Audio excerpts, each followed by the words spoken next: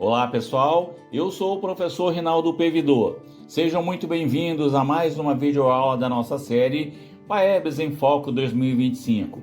Hoje vamos explorar as frações refletindo sobre o que são e para que servem. E para começar, nada melhor do que uma situação bem próxima do nosso dia a dia. Imagine só, Dona Marília colheu 9 laranjas do seu pomar para dividir igualmente entre seus 4 sobrinhos.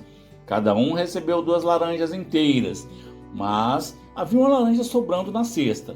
E agora? Perguntou Dona Marília. Como podemos dividir essa única laranja entre as 4 crianças? Foi então que um dos sobrinhos teve uma ideia brilhante. Tia, é simples. Podemos cortar a laranja em 4 partes iguais. Assim cada um de nós recebe um pedaço. E foi exatamente o que a Dona Marília fez.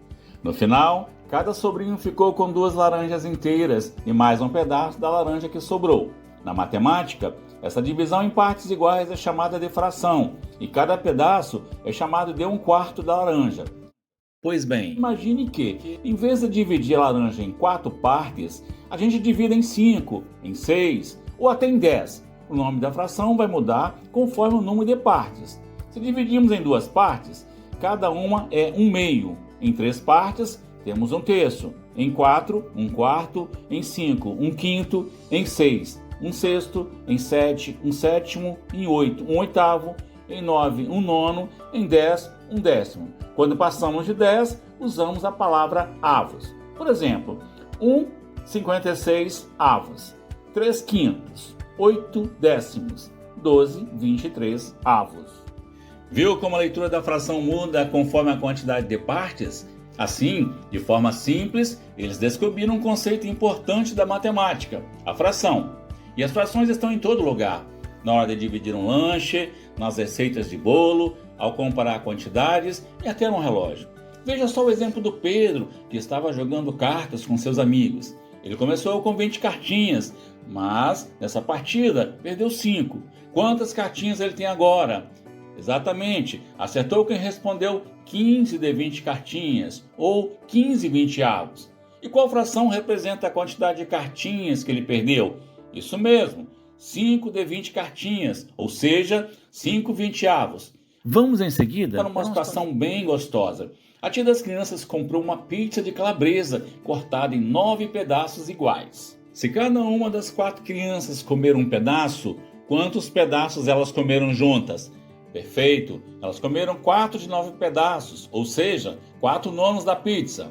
E qual fração da pizza representa os pedaços que elas não comeram? Acertou em cheio, sobraram 5 de 9 pedaços, ou seja, 5/9 da pizza. Sabia que existem 3 tipos diferentes de frações? Vamos conhecê-los? A fração própria é aquela em que o numerador é menor que o denominador. Um exemplo é 2/3. Ela sempre representa uma quantidade menor que um inteiro. A fração aparente é especial. Acontece quando o numerador é igual ao denominador. Olha só, 8/8 é exatamente igual a 1 inteiro. Mas tem outro caso, quando a divisão é exata, como 8/4, que é igual a 2 inteiros. Ela aparenta ser uma fração, mas na verdade é um número inteiro.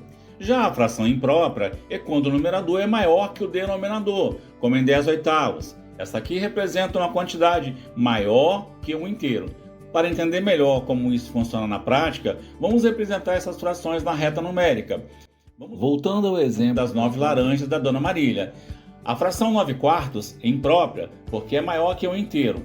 Para representá-la, desenhamos uma reta numerada de 0 a 5 e dividimos cada intervalo inteiro de 0 a 1, de 1 a 2, de 2 a 3 e assim por diante em 4 partes iguais, já que o denominador é 4. Agora, partindo do zero, vamos contar 9 partes. Percebemos que a fração 9/4 fica entre os números 2 e 3 na reta numérica. É ali que vamos marcá-la. A seguir, pensemos na situação em que apenas uma laranja foi dividida entre os 4 sobrinhos, ou seja, 1/4. Essa é uma fração própria, pois é menor que o inteiro. Para localizá-la na reta, precisamos de apenas uma parte daquela primeira unidade dividida em 4. Marcamos a fração 1/4 no intervalo entre 0 e 1. Assim percebemos que Toda fração própria está sempre entre 0 e 1, porque representa apenas uma parte do inteiro. Já as frações impróprias ficam depois do 1, pois correspondem a quantidades maiores que um inteiro. Agora, vamos para a cozinha da Dona Marília, onde a matemática também está presente. Ela resolveu preparar um bolo delicioso. Na receita, usou 2 xícaras de açúcar para 3 de trigo. Em fração, a quantidade de açúcar em relação ao de trigo é 2/3. Mas, e se ela decidir preparar 2 bolos em vez de 1? Quantas xícaras de açúcar e trigo vai precisar? Isso mesmo, o dobro da receita. 4 xícaras de açúcar para 6 de trigo, ou seja, 4/6. Por fim, vamos comparar. Será que 2/3 e 4/6 representam a mesma quantidade? Corretíssimo. Ambas indicam exatamente a mesma proporção de açúcar e trigo, apenas escritas de formas diferentes. Isso significa que 2/3 e 4/6 são frações equivalentes. Em seguida, Dona Marília resolveu inovar com uma receita de torta salgada. Ela usou 12 potes de requeijão para 36 fatias de pão de forma, o que podemos escrever como 12/36 avos. E se ela usasse apenas a terça parte dos ingredientes?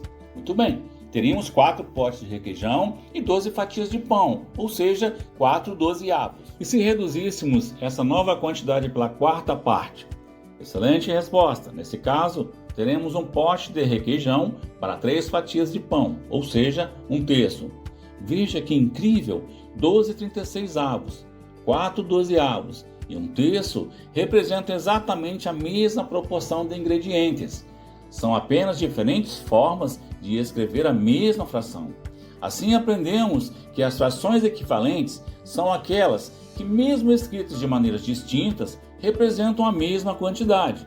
Podemos encontrá-las multiplicando ou dividindo o numerador e o denominador pelo mesmo número, desde que esse número seja diferente de 0. Na nossa aula de hoje, vimos que as frações estão por toda parte, na cozinha, nos jogos e nas brincadeiras. Descobrimos que elas podem ser próprias, impróprias, aparentes e equivalentes, sempre nos ajudando a representar quantidades de diferentes formas. As frações são como uma lente.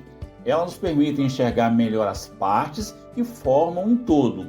E o mais importante, praticando os exercícios, você vai perceber cada vez mais como essa lente pode facilitar a sua vida. Continue praticando e nos vemos na próxima videoaula. Tchau!